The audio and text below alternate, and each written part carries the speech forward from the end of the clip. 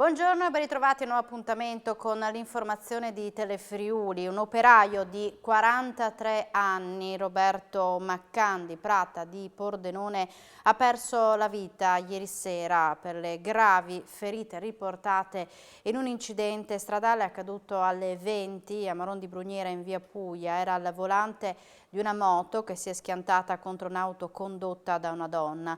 Le cause dello scontro sono al vaglio dei carabinieri di Sacile. Sul posto i vigili del fuoco, il personale sanitario di un'ambulanza e un'automedica. I mezzi sono stati posti sotto sequestro.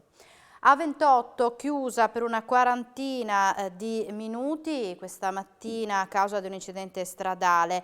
Dalle 9.50 alle 10.30 il tratto tra Sacile Ovest e Sacile Est in direzione Portogruaro è rimasto chiuso per consentire l'intervento dei sanitari del 118 e dei vigili del fuoco. Si sono scontrati un mezzo pesante e un'auto. Questa ha finito la propria corsa contro il guardrail centrale. L'incidente non ha avuto conseguenze serie, il traffico è già tornato alla normalità.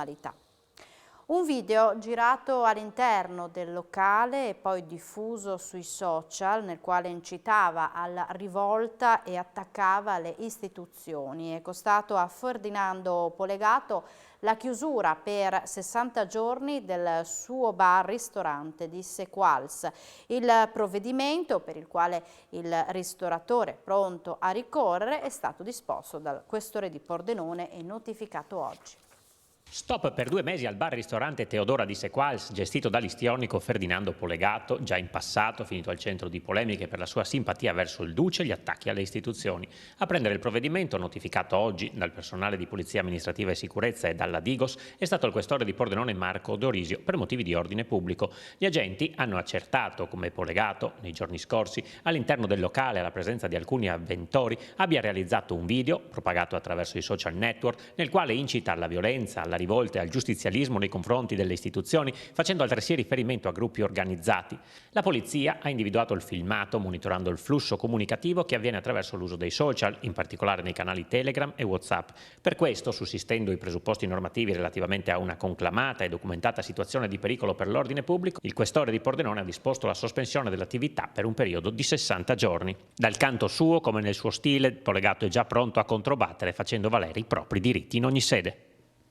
Altre notizie di cronaca, una postina di 61 anni è rimasta ferita ieri pomeriggio dopo essere caduta dal suo scooter in via Garibaldi a Cervignano durante il turno di lavoro. Trasportata all'ospedale di Palmanova non sarebbe in gravi condizioni. I vigili del fuoco hanno pulito il manto stradale dalle sostanze oleose sversate a seguito dell'incidente. Ladri in azione in un'abitazione di Fagagna ai danni di una persona anziana. I malviventi hanno danneggiato una finestra e sono riusciti a entrare nella sua casa in un momento in cui era assente, rubando in oro e denaro contante per circa 3.000 euro. Colpo anche in un'abitazione di Basigliano, nell'area di Blessano, dove in assenza del proprietario i malviventi hanno spaccato una porta sul retro e hanno frugato in tutte le stanze. Magro il bottino, in realtà alcune decine di euro e bigiotteria. Per entrambi gli episodi i proprietari hanno chiamato il 112. Ed ora andiamo a Udine, dove ci sono nuovi lavori nel centro città. La giunta municipale ha deciso di rimettere a nuovo alcune vie pavimentate a porfido e interverrà per armonizzare tratti in cemento, sanpietrini e altri materiali. Nuovi lavori di miglioria nel centro storico del capoluogo friulano. Questa volta la giunta di Udine ha deciso di intervenire su alcuni tratti di viabilità pavimentati a porfido, ma non solo. 2 grossi interventi. Via Cortazis, parliamo di 600.000 euro totali, di cui 448.000 euro che vanno a gara. Quindi via Cortazis ho detto, poi sarà quel tratto di via Poscolo che va da via del Gelso fino a via Cavour, poi completa con l'anello di via Canciani che va, tanto per dire, vicino a piazza 20 settembre dove c'è l'Hotel Astoria, per poi continuare fino a piazza 20 settembre completa e andremo poi a confluire su via Battisti, quindi un intero anello che verrà rifatto completamente e quindi rimesso a posto. Più andremo a fare anche un pezzo laterale di via Grazzano che è Viccolo San Giorgio, che meritava anche quello un intervento, più andremo a fare un lodges nuovo, che sarebbe quel servizio attiguo al marciapiede, che permette ai disabili, alle persone ipovedenti, alle persone in difficoltà, di poter raggiungere, diciamo, la via e anche il marciapiede in condizioni di sicurezza. Dare risalto alle espressioni artistiche e culturali che evidenziano le tradizioni natalizie in Friuli. Questo è l'obiettivo di uno speciale finanziamento deliberato dalla Giunta Comunale di Udine per parrocchie e associazioni. Sono 50.000 gli euro che la Giunta Comunale di Udine mette a disposizione di parrocchie, associazioni di quartiere e realtà del capoluogo friulano per promuovere eventi e iniziative che arricchiscano la città del calore della tradizione del Natale. Non solo concerti o musica con le zampogne, ma anche altri progetti che singolarmente potranno beneficiare di 5.000 euro ciascuno. Si collega alla tradizione del Natale friulano e un avviso pubblico, un bando che uscirà i prossimi giorni, proprio per proporre iniziative che verranno sostenute in parte dall'amministrazione cittadina, che si inseriscono nel calendario delle tradizioni del Santo Natale. Quindi illuminiamo ma anche rendiamo viva la città con chi?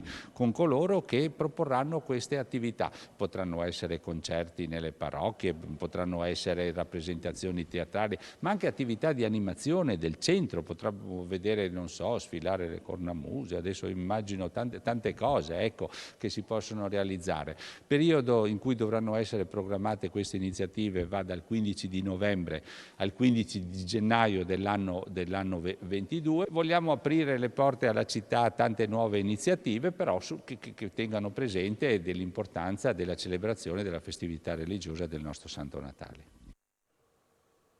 Una sessantina gli equipaggi provenienti da Italia, Slovenia, Austria, Svizzera e Slovacchia hanno raggiunto lo scorso weekend Tarvisio per le gare internazionali di Sled Dog Machine e Cani da Slitta, uno spettacolo senza precedenti alla Piana di Fusine. L'organizzazione della Scuola Internazionale Machine ha offerto uno spettacolo senza precedenti alla Piana di Fusine di Tarvisio per le gare internazionali di Sled Dog Machine e dei Cani da Slitta. Una sessantina gli equipaggi provenienti da tutta Italia, Slovenia, Austria, Svizzera e Slovacchia hanno raggiunto lo scorso weekend Tarvisio anche per la gara italiana di Coppa del Mondo e Coppa d'Europa della specialità. Gara internazionale di World Series, di serie e di Coppa del Mondo, con i cani da slitta, ma anche di altre razze. La cosa che ci preme molto puntualizzare è che in questa attività è necessaria la massima empatia con il proprio cane. Si fa un lavoro insieme, si lavora insieme perché il cane è il miglior amico dell'uomo e molte volte questo lato di questa questione non è valutato a sufficienza. Siamo qui perché amiamo i nostri cani, siamo qui perché ci piace, a loro piace tantissimo correre, piace stare davanti a noi, sia che siamo in bici o su un monopattino, corriamo sulle nostre gambe e credetemi, l'unico modo per assecondarli è di correre con loro. Ed ora andiamo a Palmanova, dove si è chiuso il Festival del giornalismo e della conoscenza Dialoghi con il premio alla carriera al giornalista Enrico Mentana.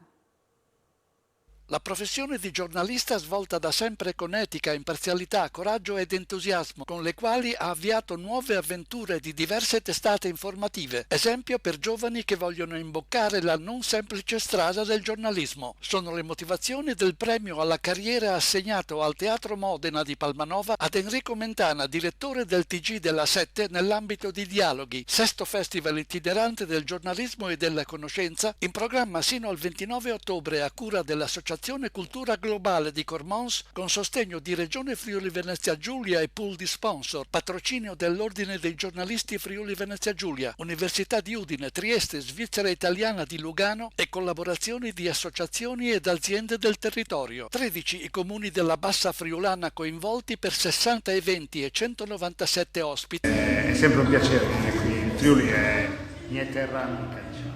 Per quanto mi riguarda è anche un piacere venire a manifestazioni che evidentemente sono fatte soprattutto con la forza della volontà, della passione, non quelle togate, no? Magari super pagate da entità varie.